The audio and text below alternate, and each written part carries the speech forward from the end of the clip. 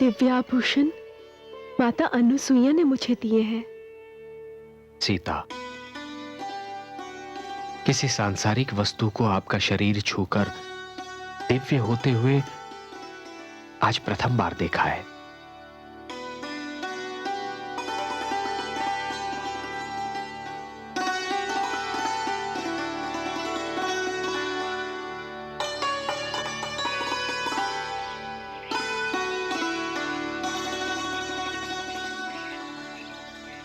श्री राम, आपको विदा करते हुए हृदय बहुत व्याकुल हो रहा है। ऋषिवर, आपका स्नेह पाकर हम धन्य हो गए। आपका ये स्नेह हमें सदैव स्मरण रहेगा। माता अनसुईया, आपने हमें मेरी तीनों माताओं का स्नेह एक साथ दे दिया। हम आपके ऋणी हैं। ऐसे महान अतिथि ने हमारे आश्रम में पग धरे, यह हमारा सौभाग्य है।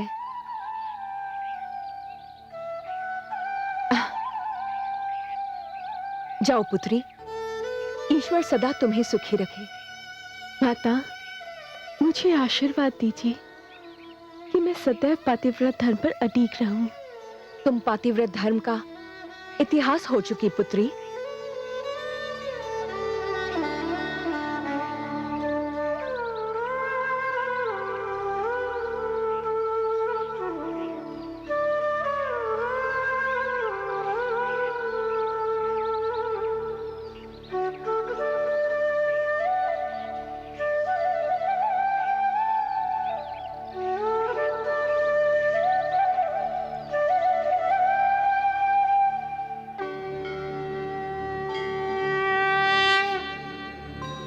स्वामी,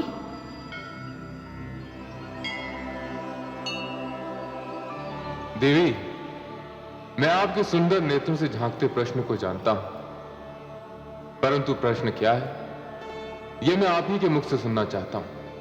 हे देवादिदेव, आपसे क्या छुपा है? आप तो स्वयं ज्ञान की ऊंचाइयों और रहस्य की गहराइयों तक पहुंचे हुए हैं, परंतु मेरे मन को एक प्रश्न का उत्तर नहीं मिल रहा। मैं जानने को उत्सुक हूं। हे भोलेनाथ, कैकेयी ने महाराज दशरथ से केवल यह वचन लिया था कि राम अयोध्या से दूर किसी वन में जाकर वास करेंगे। राम तो कोई भी वन चुन सकते थे, फिर उन्होंने दक्षिण का क्षेत्र और पंचवटी का मार्ग क्यों चुना? देवी, मेरे आराध्य का कोई भी कार्य बिना कारण नहीं होता। उनके हर कार्य में कारण और हर कार्य में मानवता का कल्याण निहित होता है। दक्षिण का क्षेत्र और पंचवटी का मार्ग चुनने का संबंध भी मानव कल्याण से ही। मैं यही जानना चाहती हूं भोलेनाथ। दक्षिण के क्षेत्र और पंचवटी के मार्ग में महान ऋषि और उनके आश्रमों की बहुतायत है। ये ऋषिगण राक्षसों के आतंक से त्रस्त हैं, जिनकी इस क्षेत्र में भरमार है। मेरे आराध्य श्री राम ने धरती पर जन्म ही इसलिए लिया है कि वे आश्रम संस्कृति की रक्षा और राक्षस प्रवृत्ति का सर्वनाश कर सके। इस क्षेत्र और इस मार्ग को चुनने का यही कारण है।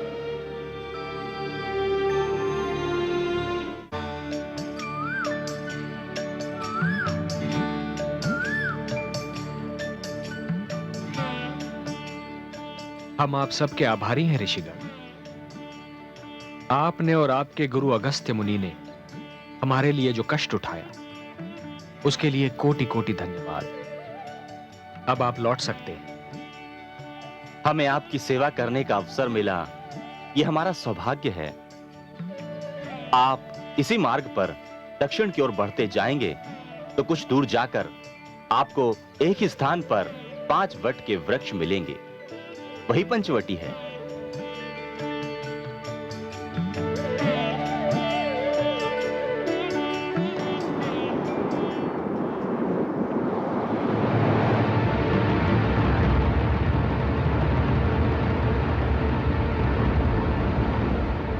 पवन का ये झोंका बड़ी असहनीय दुर्गंध साथ लाया है।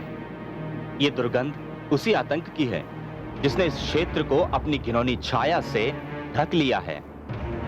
किसने फैलाया है आतंक? दुष्ट राक्षसों ने, लंकेश रावण के वंशजों ने और सैनिकों ने। हे श्री राम, इस क्षेत्र में अनगिनत ऋषि आश्रम हैं और ये ऋषि नरभक्षी राक्षसों का आहार बन रहे हैं। नित्य दिन राक्षस उन्हें मारते हैं और उन्हें खाकर अपनी भूख मिटाते हैं। हे श्री राम, ऋषियों का जीना दूभर हो गया है, दूभर हो गया है। हे ऋषिगण, इस संसार में आश्रम संस्कृति एवं शांति अत्यंत आवश्यक है। इन्हें कोई समाप्त नहीं कर सकता। मैं ये प्रण करता हूं कि आश्रम संस्कृति को तनिक भी क्षति नहीं पहुंचने दूंगा। और मैं ये भी प्रण करता हूं ऋषिवर कि इस धरती से राक्षसों का नाम मिटा दूंगा। आप धन्य हैं, धन्य हैं, आप धन्य हैं प्रभु, आप धन्य हैं।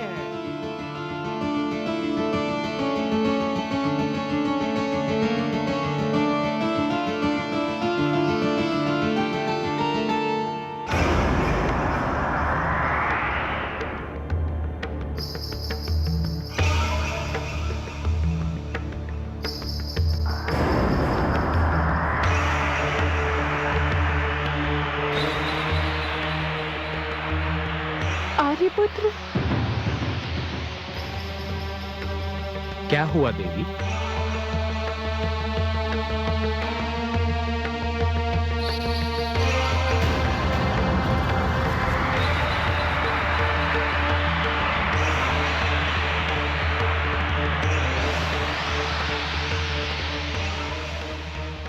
नहीं नहीं सुमित्रा नंदन, नहीं, बाण मत चलाना।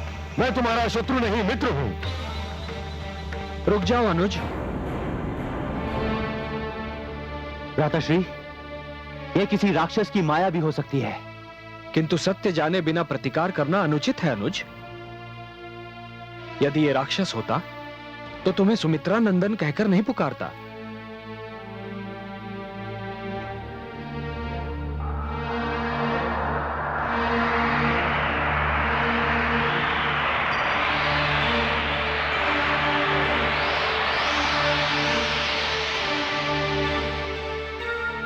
कौन है आप? आपका विशालकाय शरीर देखकर मेरी पत्नी जानकी तो अत्यंत भयभीत हो गई थी। मुझसे भयभीत होने की कोई आवश्यकता नहीं है।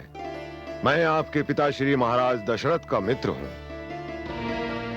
मेरी महाराज से यही भेंट हुई थी जहां आप तीनों खड़े हैं। बहुत समय हो गया इसको। महाराज शब्द भेदी बाण विद्या का अभ्यास करने यहीं आए थे। 7 दिन की तपस्या के लिए महाराज दशरथ इसी स्थान पर ध्यान मग्न बैठे थे।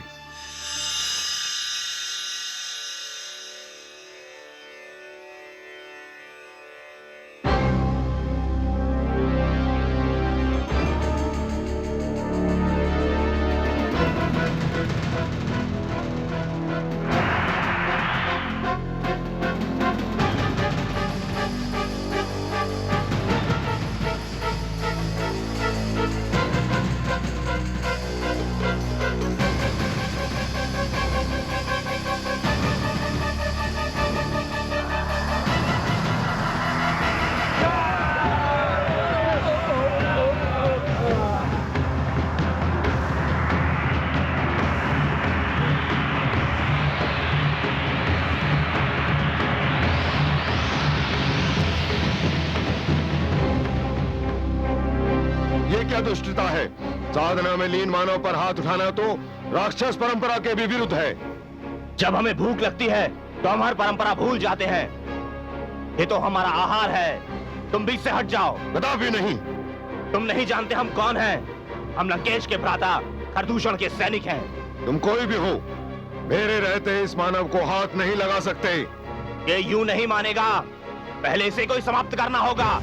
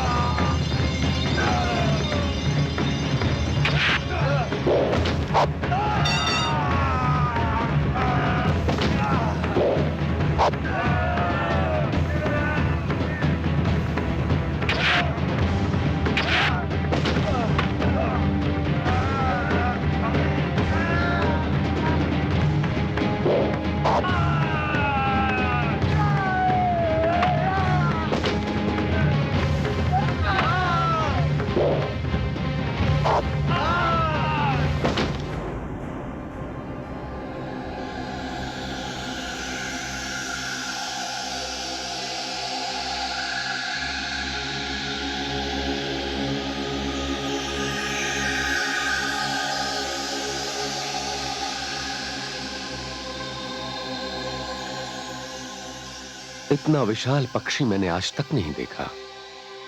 कौन है आप? और ये दुष्ट राक्षस आप पर आक्रमण क्यों कर रहे थे? मैं भगवान विष्णु के वाहन गरुड़ के भ्राता अरुण का पुत्र जटायु हूं।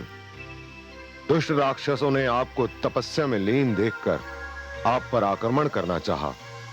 ये मैं सहन न कर सका और मैंने इन्हें रोके रखा। धन्य है आप। अयोध्यापति दशरथ आपके प्रति अपना हार्दिक आभार प्रकट करता है।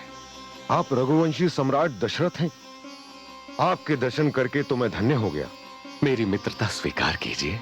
आपकी मित्रता स्वीकार करना तो मेरा सौभाग्य है।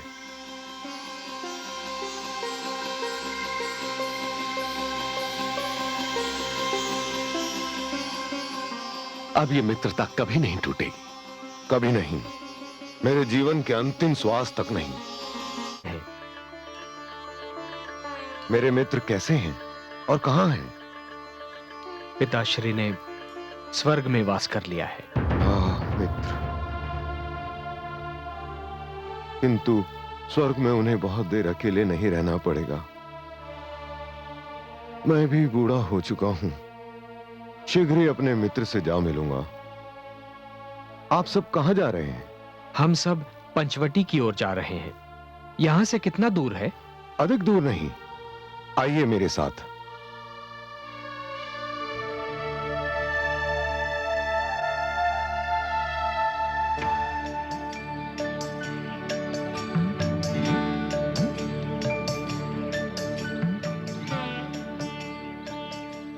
वट के इन 5 वृक्षों के एक ही स्थान पर होने के कारण इस स्थान को पंचवटी के नाम से पुकारा जाता है।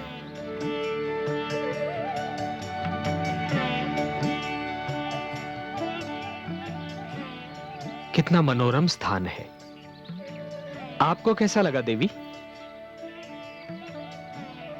जिस स्थान पर आपके पग पड़ जाए स्वामी, वो स्थान तो धरती पर भी स्वर्ग बन जाएगा। अनुज, आज्ञा भ्राताश्री। आज मैं तुम्हारी धनुर्विद्या का चमत्कार देखना चाहता हूं। आज्ञा भ्राताश्री। मैं यहां पर एक ऐसा निवास स्थान देखना चाहता हूं जहां से एक ओर से नदी के दर्शन हो और दूसरी ओर यह हरा भरा उपवन दिखाई दे।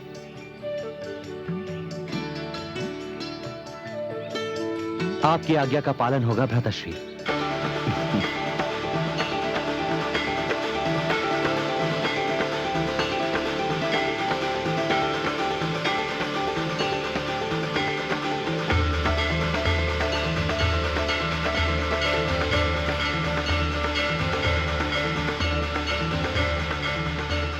ओम गुरुवे नमः।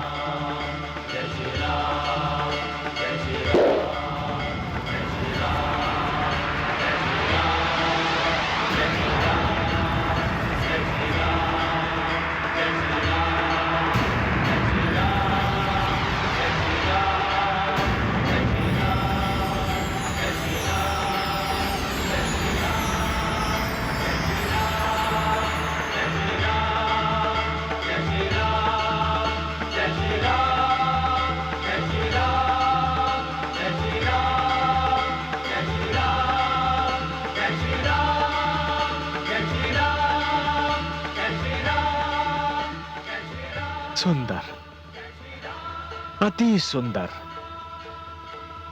अनुज, भ्राताश्री, ये सब गुरु विश्वामित्र का आशीर्वाद है। आपकी आज्ञा का पालन हुआ। चलिए अपने निवास स्थान में प्रवेश कीजिए। आइए। नहीं अनुज,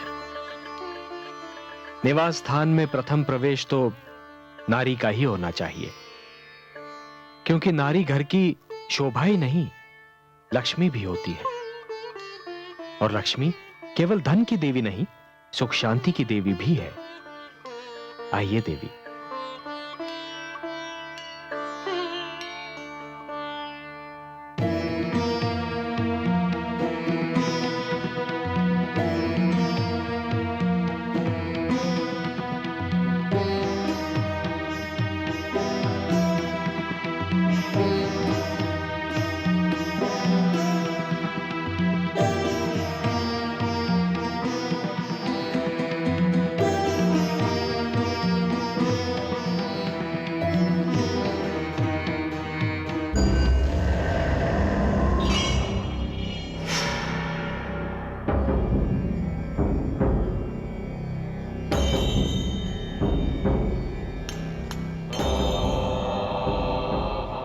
मैं जानता था ये मेरे अनुज विभीषण की आराधना का समय है, इसी कारण मैंने तुम्हें बुला नहीं भेजा। मैं तुम्हें यह बताना हूं अनुज कि मैं बहन शूर्पणखा को लेकर भ्राता खरदूषण के राज्य जा रहा हूं। नहीं भ्राताश्री नहीं, आज आप लंका के बाहर पग भी नहीं धरेंगे।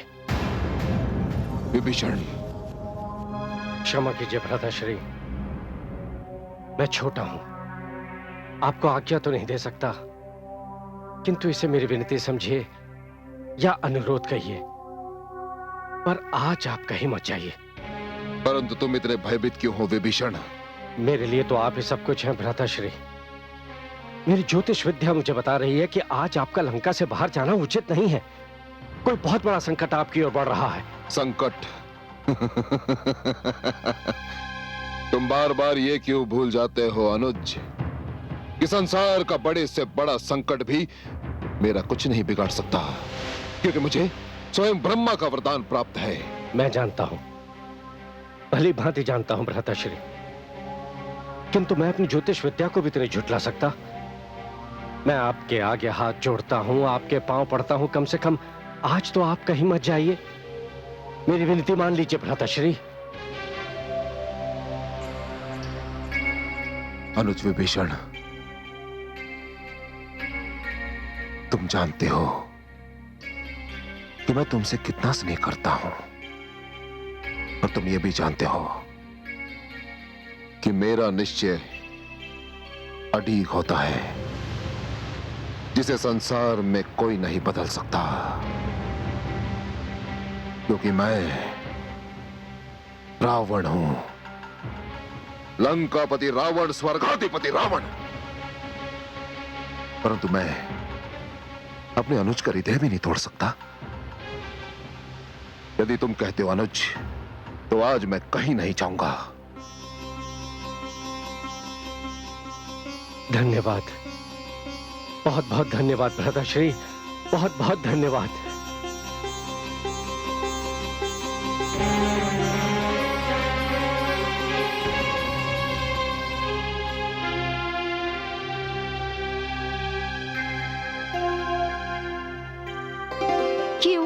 क्यों नहीं चलेंगे आप भ्राताश्री?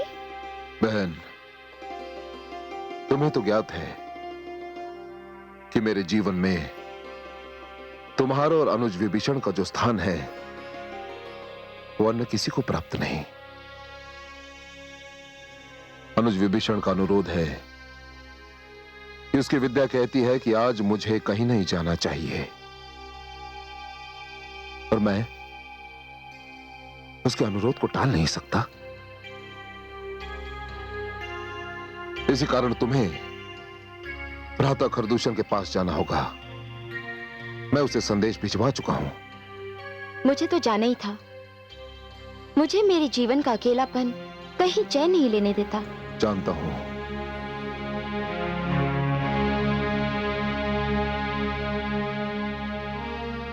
मैं तुम्हारे पति के वध को भूल नहीं पाया हूं, और ना ही कभी भूल पाऊंगा। मुझे उसका असीम खेद है बहन, परंतु मैंने तो तुम्हें वचन दिया था कि जिस दिन तुम अपने लिए जीवन संगी चुन लोगी, उस दिन मेरे हर्ष की कोई सीमा नहीं होगी। भ्राताश्री, जिस दिन मेरे जीवन में कोई आया, सबसे पहले मैं आप ही को बताऊंगी। सदा सुखी रहो। रुक जाओ, पकड़ो इन्हें, हम छोड़ेंगे नहीं तुम्हें। रुक जाओ, कहां जाओगे? रुक जाओ, रुक जाओ, हम छोड़ेंगे नहीं तुम्हें।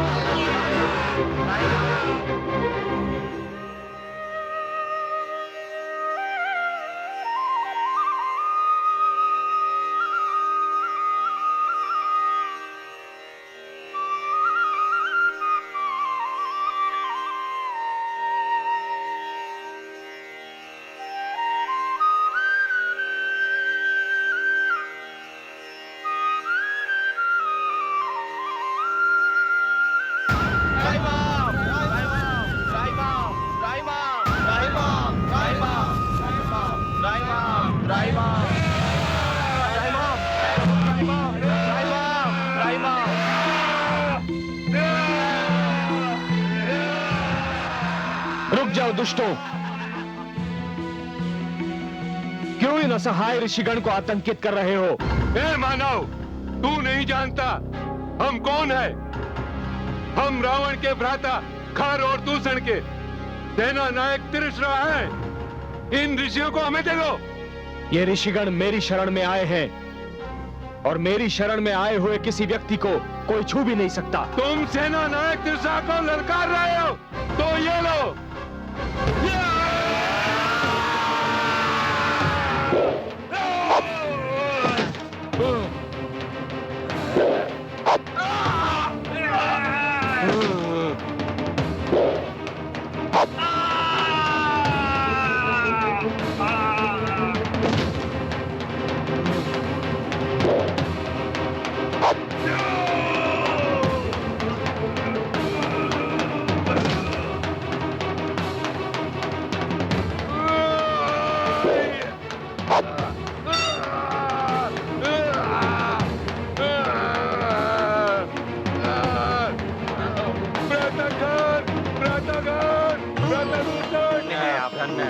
आप धन्य हैं, आप धन्य हैं प्रभु, धन्य हैं, धन्य हैं प्रभु।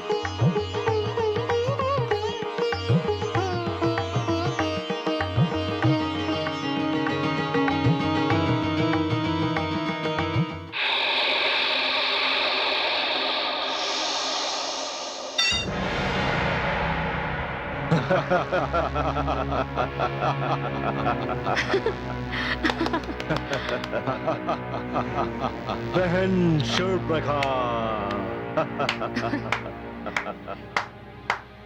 मुझे गर्व है कि मैं खर और दूषण जैसे वीर भाइयों की बहन हूँ, जिनका खड़क पाषाण के हृदय को भी चीर सकता है। प्रिय बहन शूर्पणखा, आओ आओ, स्वागत है तुम्हारा। मैं तो समझा था तुम तो हमें भूल गई। हम सौतेले भाई जो ठहरे। कदापि नहीं। मैं अपने सौतेले भाइयों से भी उतना ही प्यार करती हूँ जितना अपने सगे भ्राता लंकेश रावण से। मेरा तीसरा भ्राता त्रिशला कहाँ है? त्रिशरा अभी वन में आखेट खेलने गया है, अभी आता ही होगा। बहन, तुम भीतर राजभवन में जाओ, हम अभी आते हैं।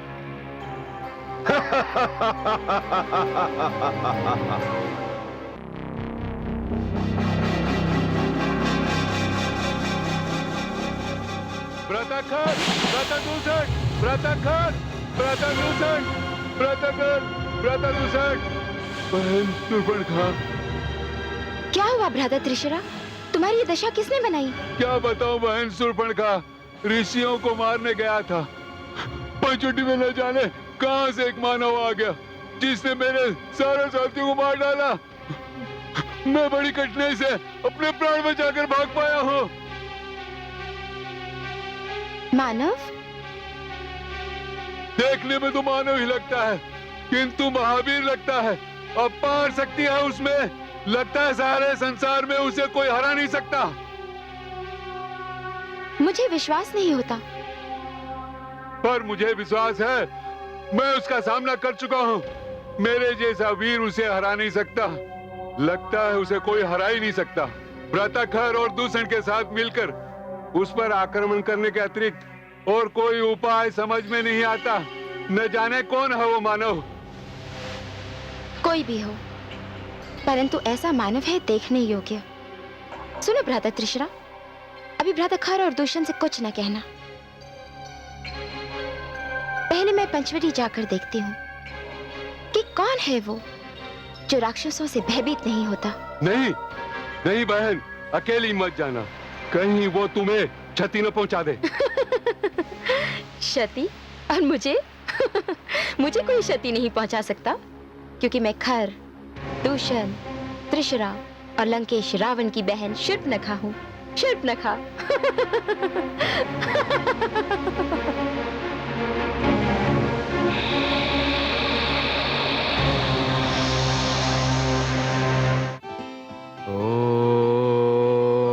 ओम सूर्याय नमः। ओम रवये नमः। ओम आदित्याय नमः।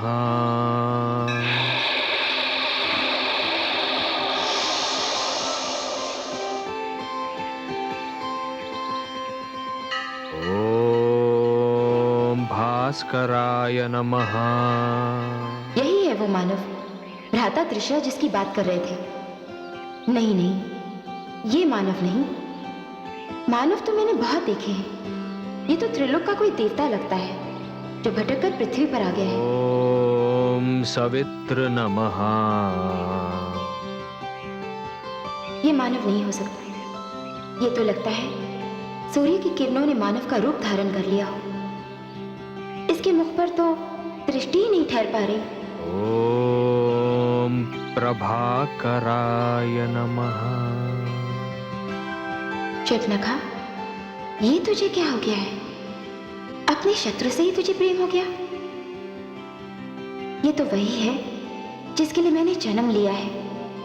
आज पहली बार मुझे विश्वास हो रहा है कि भ्राता श्री लंकेश ने मेरे पति का वध करके अच्छा ही किया। मैं तो इसके लिए ही बनी हूं। नहीं, मैं तो इसे क्षति पहुंचाने की सोच भी नहीं सकती। इसे तो कोई क्षति नहीं पहुंचा सकता। ये मेरा प्रेम है, मेरा स्वप्न है, मेरा पति है। हाँ, यही मेरा पति है। अब मेरे खोज का अंत हुआ। मेरे होते हुए इसे कोई क्षति नहीं पहुंचा सकता, कोई नहीं पहुंचा सकता।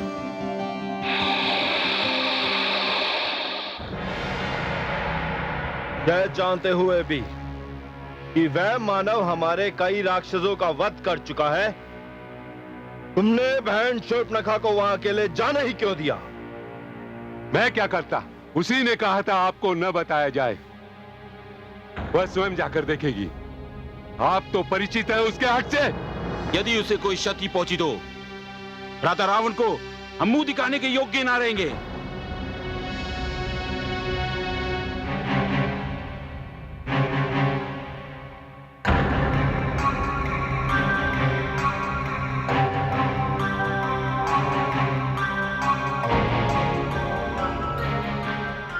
बहन शूर्पणखा, कहां खोई भी हो तुम?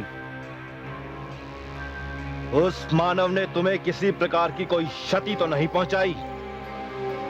क्षति? हाँ, पहुंचाई है। घायल कर दिया है उसने मुझे। घायल कर दिया? किसी प्रकार का कोई घाव नहीं दिख रहा और तुम कहती हो तुम्हें घायल कर दिया? दिखाई नहीं देगा। बहुत गहरा घाव है। मेरा हृदय घायल हो चुका है। क्या कह रही हो बहन? हमें कुछ समझ में नहीं आ रहा।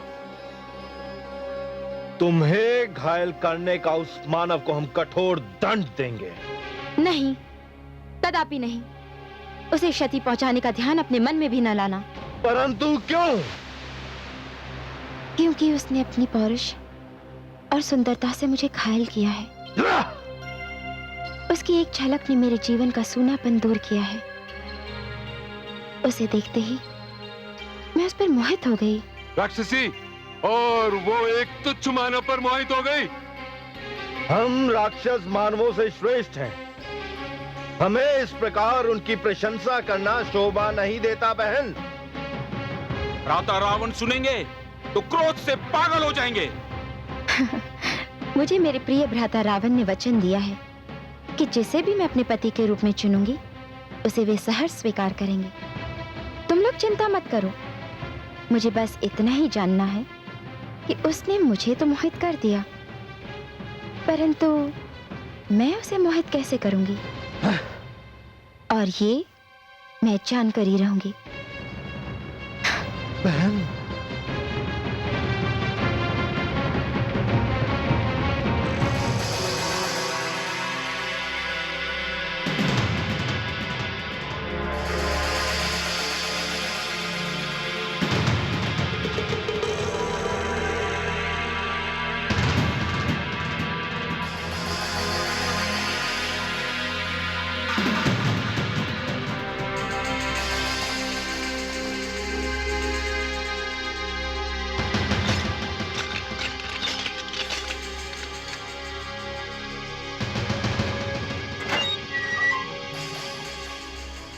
तुम मेरे भ्राता खर और दूषण के बंदी हो ऋषि।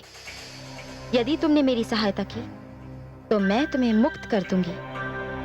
मुझे तुम्हारी बात पर तनिक भी विश्वास नहीं, किंतु मैं एक ऋषि हूं। सहायता करना मेरा धर्म है। बताओ क्या चाहती हो? मुझे बस इतना बता दो, किसी मानव को आकर्षित करने तथा मोहित करने के लिए क्या करना चाहिए? मानव केवल मानवता पर आकर्षित हो सकता है। मानव किसी के रूप पर नहीं, उसकी विनम्रता पर, उसके निवेदन पर मोहित हो सकता है। पर यह यदि तुम अपने लिए पूछ रही हो तो मैं तुम्हें यह भी बता दूं कि यदि तुम किसी मानव को आकर्षित करना चाहती हो, मोहित करना चाहती हो, तो यह व्यर्थ है। तुम राक्षसों में ये गुण होते ही नहीं, हो ही नहीं सकते। मैं उसके लिए मानवता और विनम्रता की मूर्ति बन जाऊंगी। अपने घुटनों पर बैठकर उसे निवेदन करूंगी। तुम्हारा धन्यवाद ऋषि। तुमने मुझे मुक्त करने का वचन दिया था और तुमने उसे सत्य मान लिया। मूर्ख। छल हम राक्षसों की संस्कृति है। हम अपनी संस्कृति थोड़ी देर के लिए भूल तो सकते हैं, पर सदा के लिए छोड़ नहीं सकते।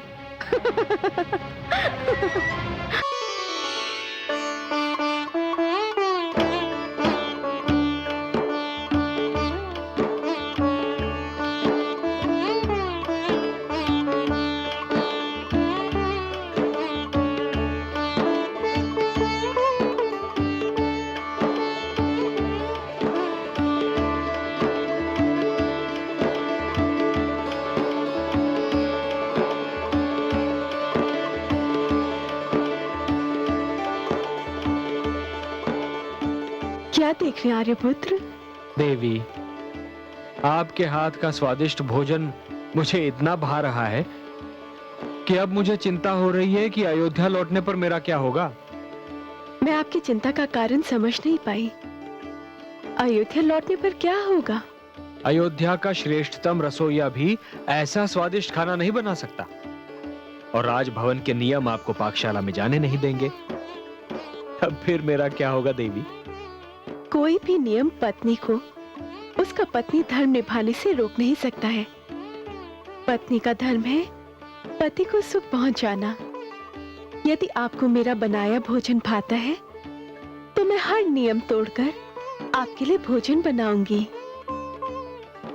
मैं जब जनकपुरी में थी तो पिताश्री के लिए स्वयं भोजन बनाती थी। आप चिंता ना करें, भोजन परोस दूं। तुझ लक्ष्मण कहाँ रह गया? वो आए तो भोजन करें, मैं देखता हूं।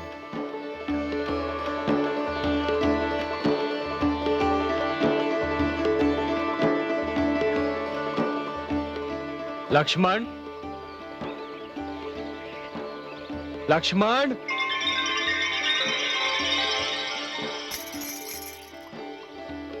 अनुज,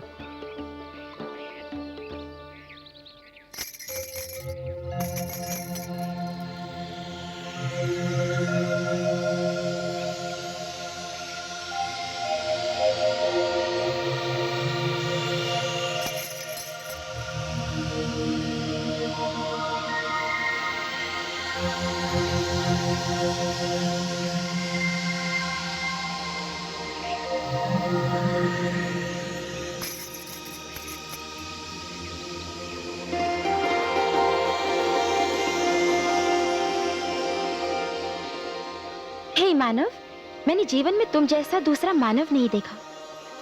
अवश्य ही मानवों में तुम श्रेष्ठ हो। कौन हो तुम? देवी, मैं दशरथ पुत्र राम हूं। राम? जितना सुंदर रूप है उतना ही सुंदर नाम। आपका परिचय देवी? जिस प्रकार तुम मानवों में श्रेष्ठ हो, उसी प्रकार मैं राक्षसों में श्रेष्ठ हूँ। मैं अजय योद्धा लंका नरेश रावण की बहन शूर्पणखा राक्षसी हूँ। राक्षसी? पर आपने तो मानवी वेश बना रखा है।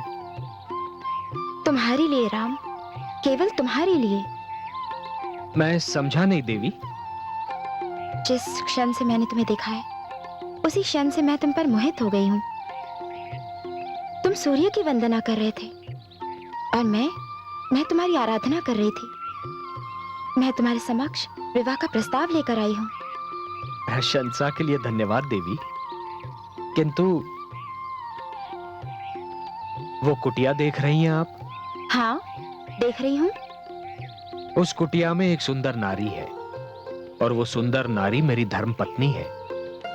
मैं विवाहित हूँ देवी। तो क्या हुआ, हम राक्षसों में भी कितने ही विवाह कर सकते हैं, और मैं जानती हूँ कि तुम मानवों में भी यही परंपरा है। किंतु मैंने एक पत्नी व्रत लिया है देवी। मेरे तन, मन, जीवन और आत्मा पर मेरी पत्नी का संपूर्ण अधिकार है, और उसके रहते और किसी नारी के विषय में मैं सोच भी नहीं सकता।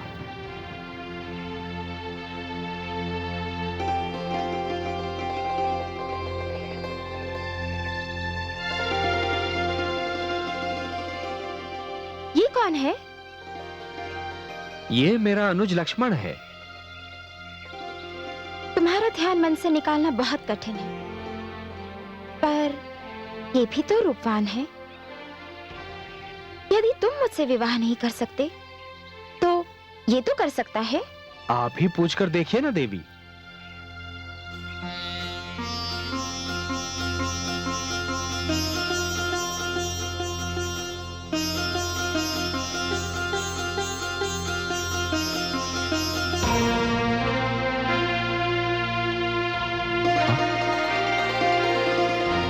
आप कौन है देवी? मैं राक्षसी शूर्पणखा हूँ। मुझे अपने लिए एक वर की खोज है। क्या तुम मेरे विवाह का प्रस्ताव स्वीकार करोगे? मुझे खेद है देवी कि मैं आपका ये प्रस्ताव स्वीकार करने में असमर्थ हूं। क्यों? क्या तुम भी अकेले नहीं हो? हूं भी और नहीं भी। अर्थात? नहीं इसलिए देवी कि मेरी एक धर्म पत्नी है, और हूं इसलिए कि इस समय वो मेरे साथ नहीं है। मर्यादा का कर दिया शूर्पणखा ने त्याग, उसके तन मन में जले कामुकता के आग। लक्ष्मण से पाके भला कैसे यह व्यवहार, लज्जा है सबसे बड़ा नारी का श्रृंगार, नारी का श्रृंगार।